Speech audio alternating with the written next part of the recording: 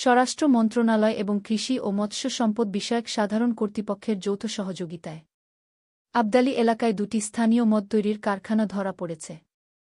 অবৈধ কার্যক্রম দমন ও আইনশৃঙ্খলা রক্ষার লক্ষ্যে স্বরাষ্ট্র মন্ত্রণালয়ের বিভিন্ন বিভাগ যে নিবিড় প্রচেষ্টা চালিয়ে যাচ্ছে, তার অংশ হিসেবে অপরাধ তদন্ত বিভাগ ও নিরাপত্তা পরিচালকগণ কৃষি ও মৎস্য সম্পদ বিষয়ক সাধারণ কর্তৃপক্ষের সহযোগিতায় আবদালী এলাকায় ভাড়াকৃত খামারের ভেতরে দুটি স্থানীয় মদ তৈরির কারখানা শনাক্ত ও জব্দ করতে সক্ষম হয়েছে।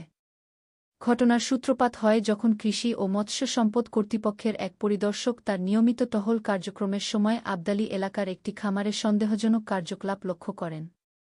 পরিদর্শন করতে গেলে খামারের এক কর্মচারী পালানোর চেষ্টা করে, তবে তাকে নিয়ন্ত্রণে নিয়ে কাশানিয়াহ পুলিশ স্টেশনে হস্তান্তর করা হয়।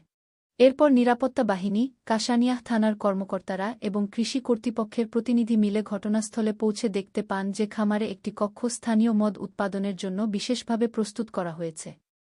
সেখানে প্লাস্টিক বোতলে ভরা ঘরে তৈরি অ্যালকোহল, ফার্মেন্টেশন ও বোতলজাত করার সরঞ্জাম পাওয়া যায়।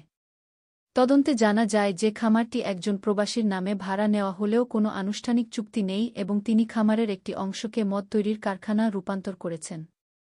অতিরিক্ত তদন্তের মাধ্যমে কাশানিয়াহ গোয়েন্দা পুলিশ প্রধান অভিযুক্তের পরিচয় শনাক্ত করে এবং তাকে সাবাহিয়া এলাকায় গ্রেপ্তার করে। জিজ্ঞাসাবাদে সে স্বীকার করে যে খামারের অংশ ভাড়া নিয়ে সেখানে স্থানীয় মদ তৈরি করছিল এবং আবদালী এলাকায় আরেকটি অনুরূপ কারখানার অবস্থানও জানা।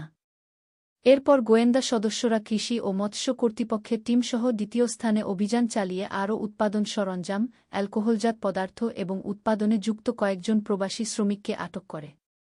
সংশ্লিষ্ট ভাড়াটিয়াসহ সবাইকে আইনি পদক্ষেপের জন্য সংশ্লিষ্ট কর্তৃপক্ষের কাছে হস্তান্তর করা হয়।